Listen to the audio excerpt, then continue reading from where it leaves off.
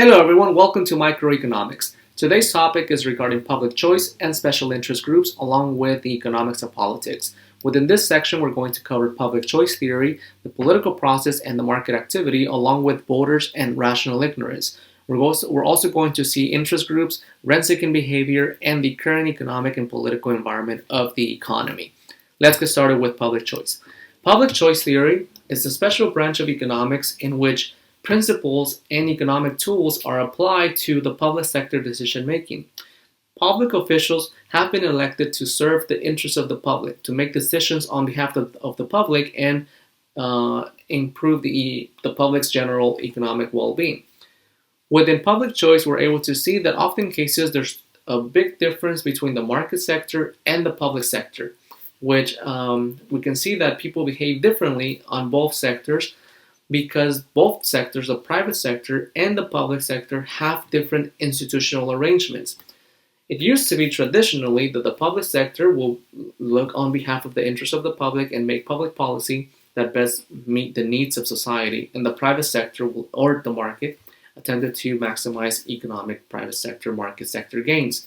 Nowadays, both of them work heavily together, and we're going to see that later on as to how they have become heavily influenced by public officials may have become heavily influenced by the private sector executives through what is called lobbying behavior or special interest groups. Now, when we're looking at the political market arena, public officials are typically elected through what is called the electoral process or the voting process mechanism through the regular means of election cycles. And what we have here is we have the median voter model. And the median voter model suggests that candidates in a two-person political race, so we have two-party system, the political parties will attempt to match the preferences of the median voters. In other words, that the candidates may attempt to meet the needs of society or what society or the constituents are looking for to increase the chances of election. And within the median voter model, we see that two candidates often running for the same office or for a political public office may have different views on the same issue, approach the issue differently, and will do everything that they can to attempt to attract voters and their constituents to vote for the candidate and increase the chances of election. Within the median voter, we often see that the run is often concentrated within the median or the center of the voters, because there will always be some voters that will vote on behalf of the candidate regardless, and there will always be voters that will oppose the candidate. And right in the center, we have the median voters, those that will need to be convinced, and the candidate needs to present enough evidence to make sure, or enough information to make sure that those voters vote for the candidate. Here we have two presidential candidates running for office. This 2020 is one of the most important years that we can have in terms of election, and the two candidates will be approved or not approved depending on who's elected into office by next year. We have the following model. The model indicates we have three median voter models: Model A, Model B, Model C. Given the voter distribution here, we see that political candidates tend to move towards the middle of the model here, which is where the race concentrates. To the left, we have the far left, which in this case are considered Democrats, and the far right, which are considered Republicans. And the far left are Democrats that will always vote Democrat regardless. And then you have the very extreme far left. You have the conservative left, and then you have the extreme left, so considered extreme leftists. And then you have the far right, which are the conservative right, and then you have the extremists or the extreme right, those that are very extreme. So the far right and the far left are always going to vote for the candidate that is represented by their political party. And the far right will always vote for the candidate that is represented by the political party. So in this case, in Model A, we're looking to see that Republican receives more voters, in this case on the far right, than they do on the far left. So the race will be concentrated between the middle of the model. The middle borders will either swing right or swing left. So in this case, it looks like the elected official may potentially win the election since they're getting more borders slightly tilted to the right. Now, on Model B, we have the situation, in this case, the median borders are shifting more towards Republican. In Model B, we see that the Democratic votes, in terms of gaining the middle ground, is increased to the Democrat side or the left, and we get more votes coming into the Democratic side for the elected official. So the Democrats here move inward towards the middle of the model, and we have a situation where the median voter may determine the elected official and win the public office or the public run or the election. On the Model C, we indicate that we have a very competitive, very congested model in this case. Both candidates move extremely close to the middle of the race in this case, or the middle of the topic. They're very closely aligned with political views, and the Republicans and the Democrats are very closely aligned. So you have a small middle ground between those voters that are either swinging left or swinging right. We have a small middle ground. In Model C, it shows a close race.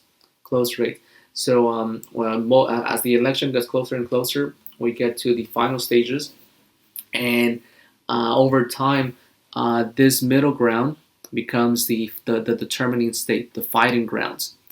Those states that are either going to vote Republican or going to vote Democrat. These are the final stages of the election cycle. So sometimes we see Model A, in which we're swinging a little bit Republican, then Model B, which we're swinging a little bit Democrat, and then towards the end, the race gets really close, really tight, and the middle ground, it's the fighting ground as they get closer and closer together.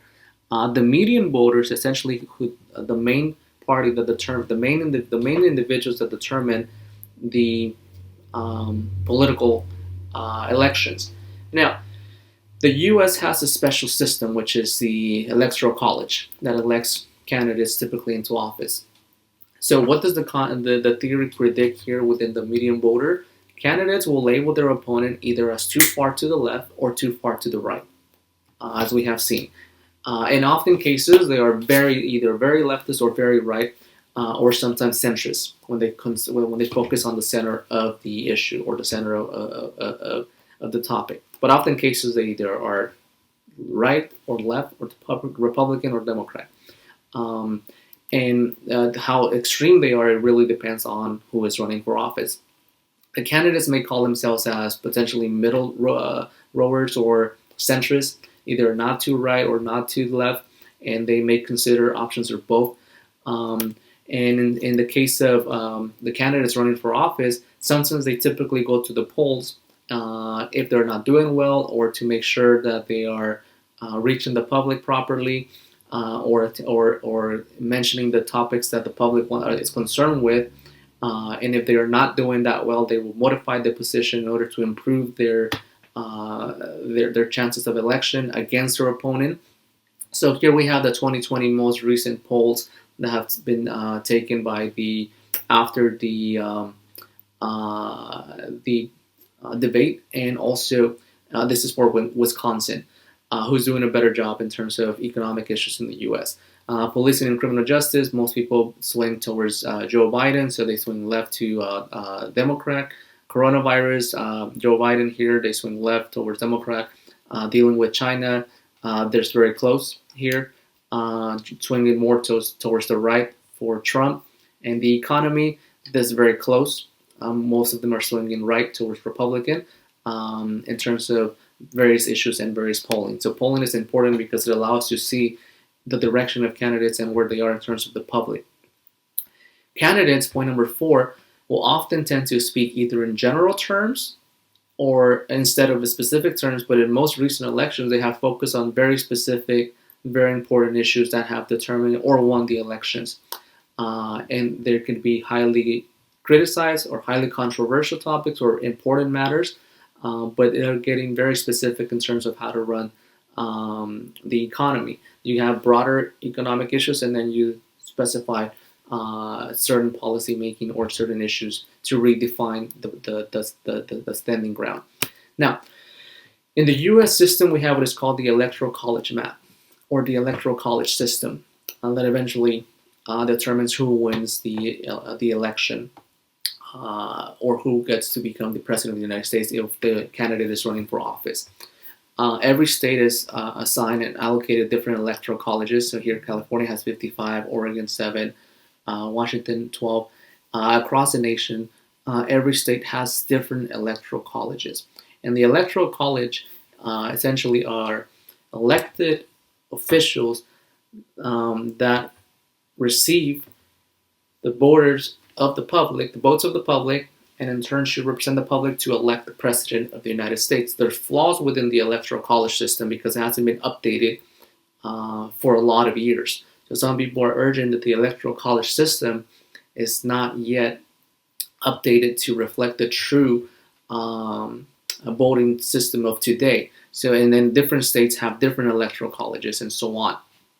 So here we have these representation of the Barack Obama versus John McCain electoral college presidential cycle, and then the blue ones represent Democrats, the red ones represent Republicans, and the purple ones represent swing states. Those that have traditionally swing Republican or swing Democrat, or that can swing to the right or to the left, and are the ones that determine the elections. In some cases, Florida is one of those that is often focused on.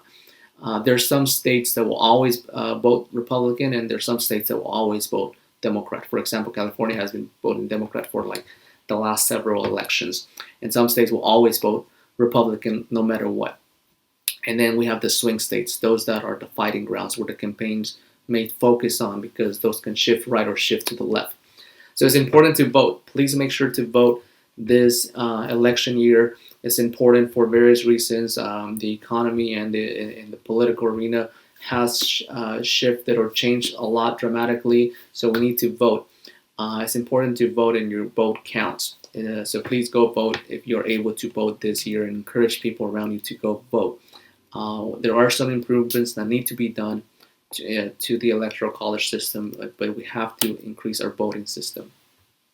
Now, in simple terms, we could have what is called a simple majority voting system.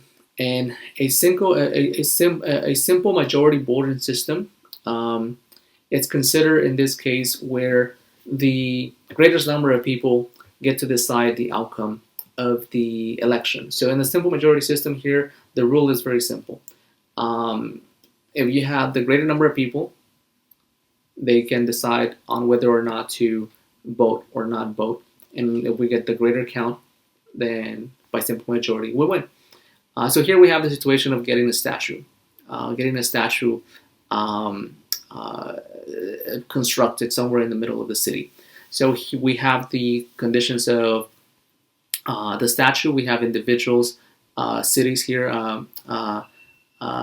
Rowan, Carson, Davidson, Emerson, Finley, Gunter. We have people that are voting in terms of the benefits to the individual by having the statue, in terms of the costs imposed onto the individual by to build the statue.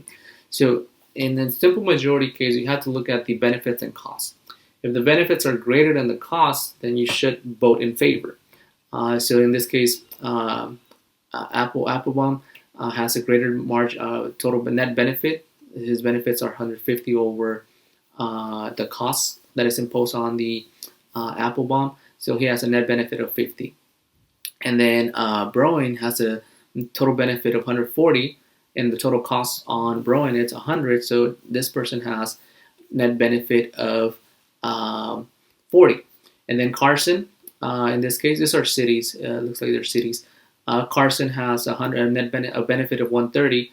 The tax levy on it's 100, so he has net benefit of 30. Those cities that have positive benefits typically tend to be in favor of the policy. This is if every city needs to have a statue on their city grounds. So they will vote in favor if their net benefits are greater than their, in this case, cost, which is the tax that they are being placed on, or the cost to create the statue. For Gunter, Harris, and Janowicz, they have lower dollar benefits than the cost, and they have negative benefits, so they will vote against. The total cost or the total tax for placing the statues in the city is $1,000, which is greater than the total benefits for all of the cities at 812. For the most part, if the policy is adapted for the majority, the simple majority, then the simple majority approves that everyone should get a statue and it has to be paid for.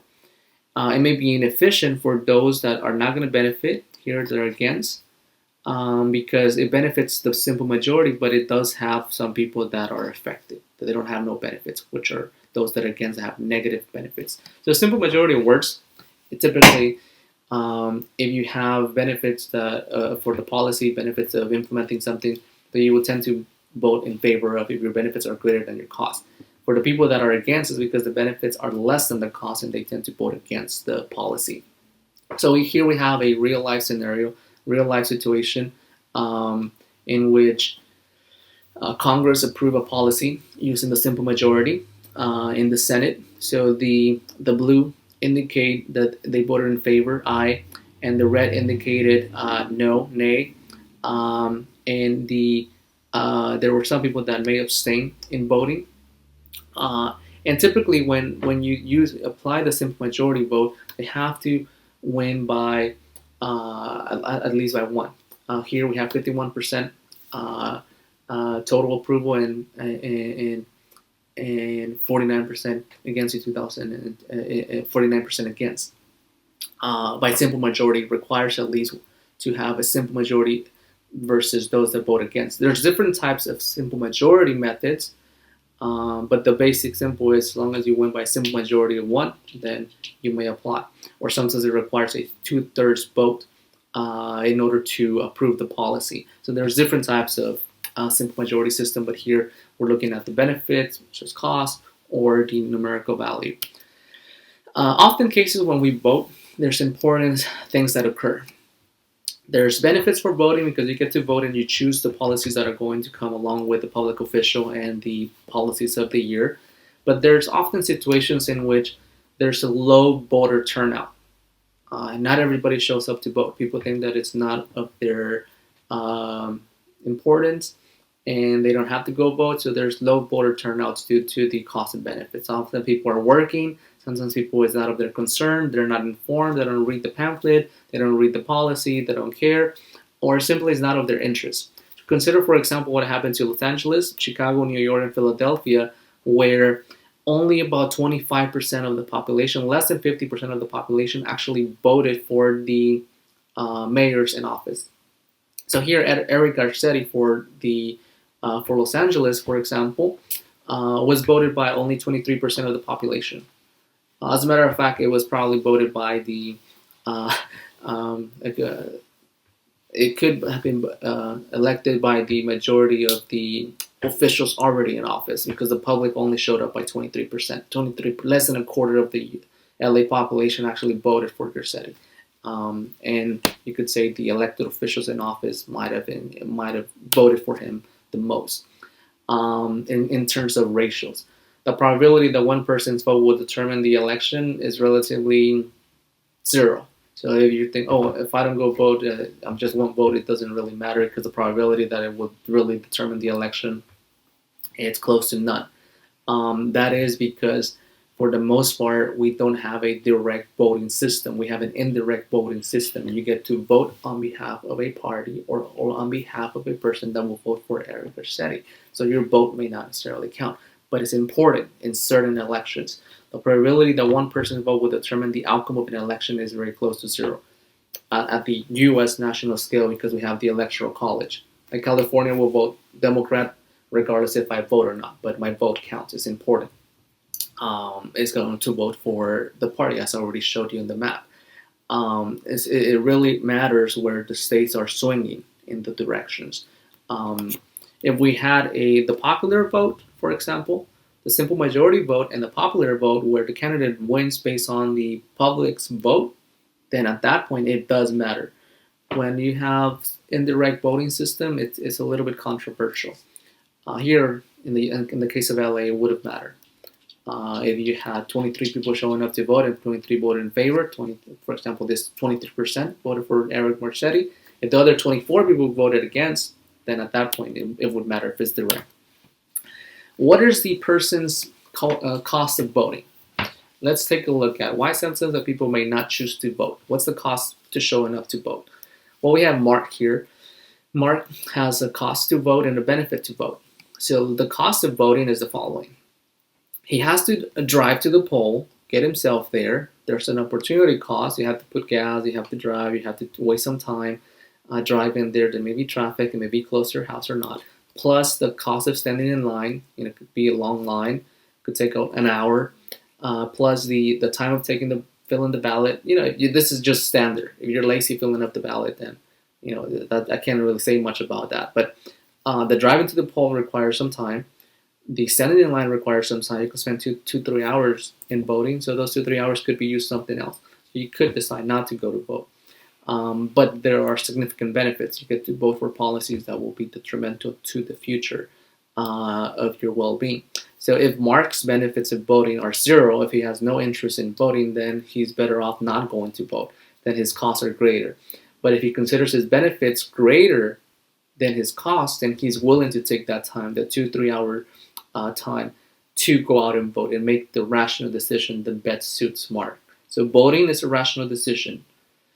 And not voting is also a rational decision if you consider it not important to you, but it's important for society at large. So voters and rational ignorance continue. Often cases we had voters that show up to vote without information, or they just go out and vote just because. That is referred to as rational ignorance. The state of not acquiring the information because the cost of acquiring the information takes a lot of time. People don't read a lot anymore. People don't follow. They just get follow information. They just get carry on with the common society's perspectives and so on, or media or social media news. It's important to acquire concrete factual information before making a decision. A well-informed decision is typically optimal rather than a biased, uninformative decision. So it's important to acquire information. People may see little benefit in acquiring knowledgeable, political, factual information, and they may just go and based on what they like, their preferences and dislikes, instead of actually acquiring information, because it may not be something of your interest. So it's important to be aware, truly aware of the candidates that you're choosing, of the policies, of the ballots and what's in it, and also the actual information of each policy that is approved, because it may or may not affect the well-being of your community, of yourself later on in the future. So life in America can change based on the public policies that are approved that year for the city, for the state, or for the nation. Let's take a look at what's happening across the United States in terms of life in America and how sometimes political officials can change the demographics for the entire nation or for the entire state or for the entire country. Policies are always evolving, always changing, and always changing the direction, the course of society. Life in America today. The U.S. has become a more divided nation. Considering that we are in 2020, one of the most advanced U.S. economies ever, and also in the world, we shouldn't be this divided. The political, the culture, the economic gaps have hardened. We have a financial crisis of people struggling because of the COVID-19. We have a fundamental argument over American values, over social inclusion, over acceptability, over integration, over democratic views, over what's right, what's not right. We have racial tensions. And if you see the chart on the left, on the right, it says that there's a growing number of Hispanic, Black American adults that are saying the country has not made enough progress in racial equity, racial equality. Most people perceive in today's world a more racially tense environment than ever before. And just to put a critique on it, It shouldn't be this case. We're a much better society. We are a much better country. We are a better individuals than what we are. We shouldn't be this divided. With the globalized system that we have, a global structure, a global economy, there are over 400 countries worldwide with different cultures, different societies, different language, different economic stability, different incomes, enrich in culture and enrich in different factors. We should be more inclusive in terms of accepting and moving forward. Given that the U.S. is one of the most advanced economies in the world, we should be leading the way in terms of making the country better from its foundation grounds. So in this case, we need a leader that can further unite rather than divide and move forward and actually show progress. The U.S. Needs to show the path towards to the rest of the world. It's already great. We don't need to make it great in terms of quote unquote how it's stated. We just need to make it a better place for everyone within it and show the world that we can lead the way properly by accepting our cultural differences, our differences in general. The U.S. has not stopped being great. It has just lost its grounds. It lost its fundamental values, and that needs to improve. Let's continue forward with the analysis. Within voting, your voting helps determine who's elected into office. And I think we do need leadership. Leadership is fundamental in the community, in the city, at the state level, at the presidential level, within yourself as a family member, as a household family. Be a leader for your family and hold everyone accountable. And within voting, we often vote for efficiency or benefit outcomes. So we have 3 individuals here that have benefits in voting. And those 3 individuals will also have costs of voting. Typically, you tend to vote if you have higher benefits than costs. So we have person A, Andy, person B, Bob, and person C, Carlos. Each of these persons have benefits, marginal private benefits. Private benefits are their own individual benefits that they get from voting or obtaining a policy. So the first benefit for the unit that they are getting is $400 for Andy, $150 for Bob, and $100 for Carlos. If they get another unit of public good Y, Andy gets $380, Bob gets $110, Carlos gets $90. And if they get a third unit of a public good, Andy gets $190, Bob gets $80, and Carlos gets Bob gets $90 and Carlos gets $80. So here we have the following mechanism. A non-excludable public good is a public good that can benefit the public or the 3 people. And the question here is, how many goods should we offer Andy, Bob, and Carlos? Public goods, in terms of that are offered from the government to the public. Should we get only 1 unit for them, 2 units, or 3 units? Well, if the cost of providing unit Y is $360, what is the amount that we can give society? What is the efficient amount of good Y? So we have, for each person that we give a good is $360. For Andy, for Bob, and for Carlos.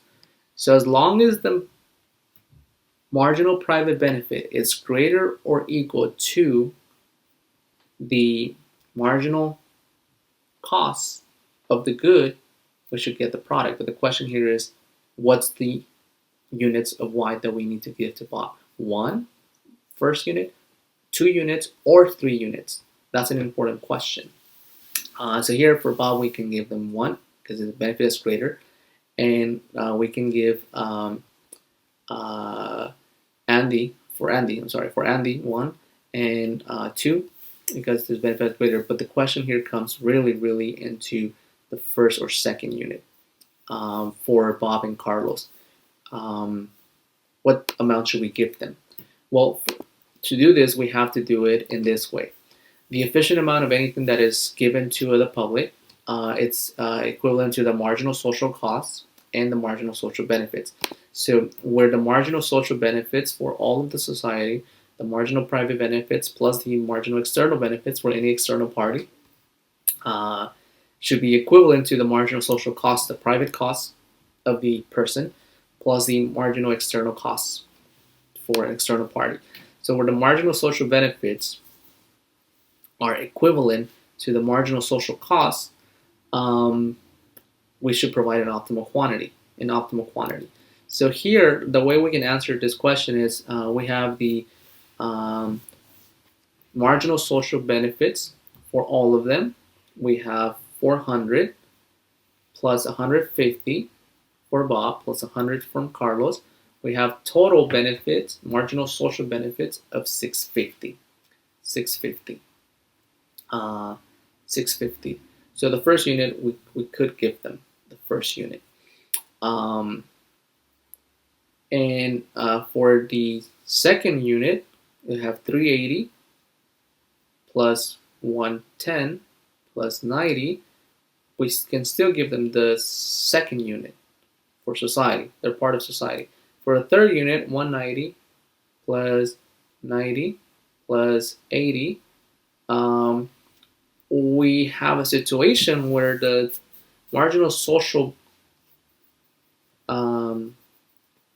benefits, or the total marginal social benefits, are equivalent to the marginal social cost in this case. So we may give them up to 3 if we're considering all of the benefits combined. For Andy, Bob, and Carlos.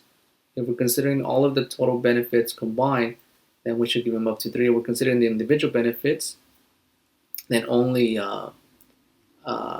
Andy will get 2 units, because the marginal private benefits for Bob and Carlos are a lot less than the costs, right? So if we're adding all of their benefits here, all of their benefits together, then all of them could get 1 good. This is 650, and this is together, all of them get it, and at least 3 they get the equivalent to the cost.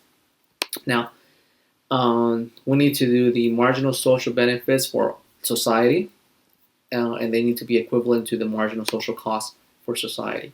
The marginal social benefits, as a reminder, are the private benefits to the private individual plus the external benefits to any external party, and the marginal social costs are the private costs for generating or producing the product plus the marginal external costs that it has onto society.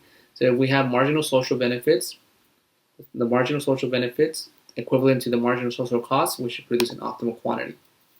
And it looks like in that question we can give them up to 3, because if we add all of them, all of the marginal, we're doing the marginal private benefits. If we add all of the marginal private benefits here for all 3 members, they're greater than the marginal social costs. If this is the total marginal social cost, the cost of providing a unit of good Y, it's 360. Should be for every total. What is the social amount? Well, here it looks like it could be 3 units. But if the marginal social costs are a lot less than only 2 or more. Now, moving forward with special interest groups, often cases we have the situations that elected officials or public policy or certain policy making becomes influenced by what is called special interest groups or lobbyist groups. They are subsets of the general population, usually very intense groups, very small, very well funded, very important groups that are either against or in favor of a elected official, a policy, or some government action. They typically influence government by going to the public policy locations, actions of government, or Washington to lobby politicians heavily to approve or not approve certain public policies that may benefit or that may affect them greatly. So this is and what special interest groups are looking in the interests of special corporations, small corporations.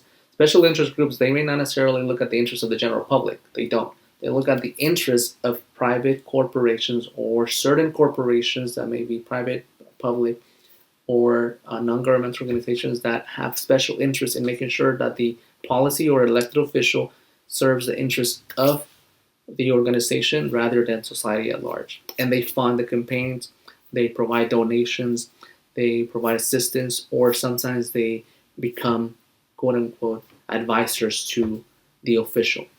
This is very, very well documented. I have a great article as to what corporations and what organizations have special interest lobbyist teams lobbying government, lobbying officials to make sure that some policies benefit some organizations through subsidies, through tax cuts, through some form of public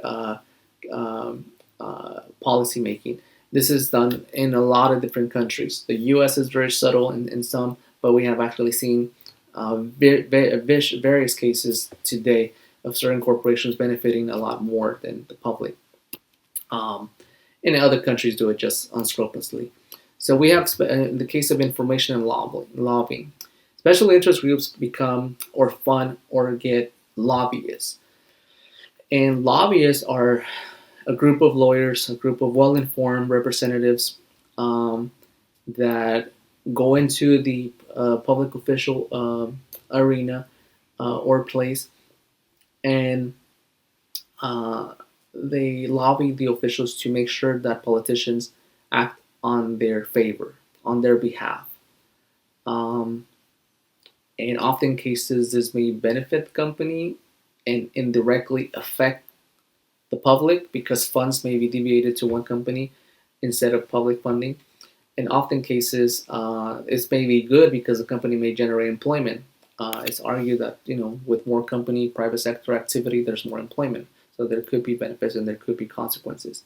So another way of influencing public officials is through what is called log rolling and rent seeking. Congressional district and special interest groups may suffer from what is called log rolling. Log rolling is the exchange of votes to gain support of legislation by a congressional district politician.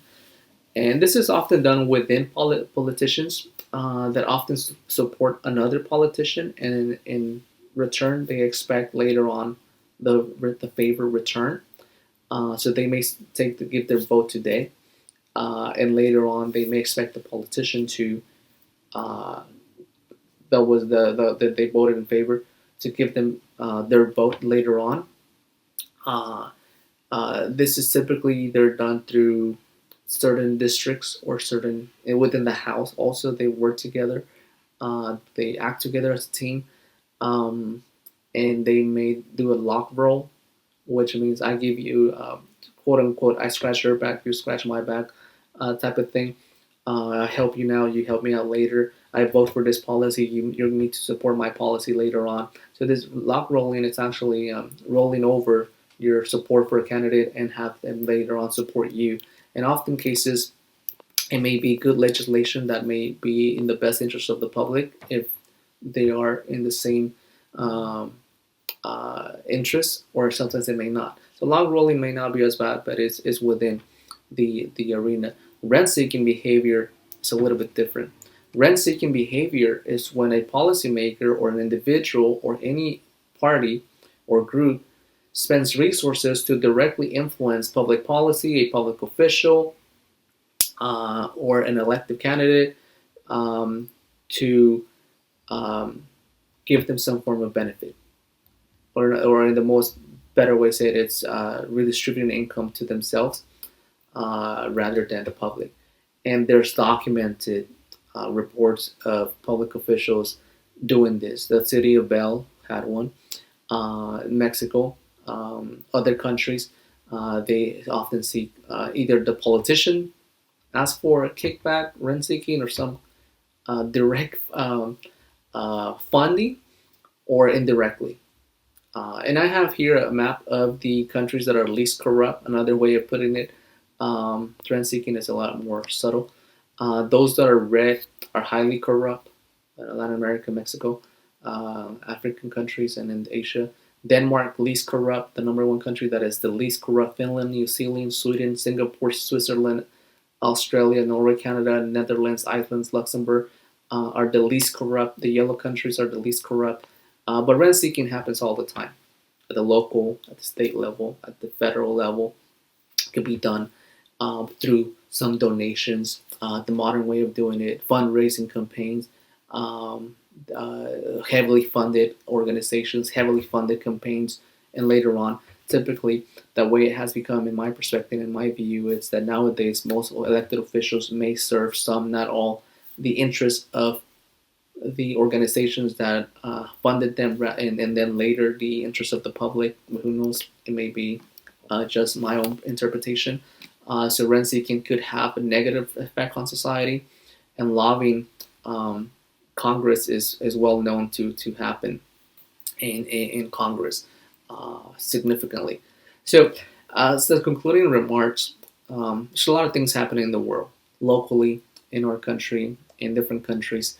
Let's attempt to build a more promising country with inclusion, with unity, of tolerance, of empowerment, of progress, of humility, and accept our differences and move forward with a great view of the future instead of division. Let's empower and progress forward and move forward as leaders of the world. Thank you and have a good day, and thank you for joining the class.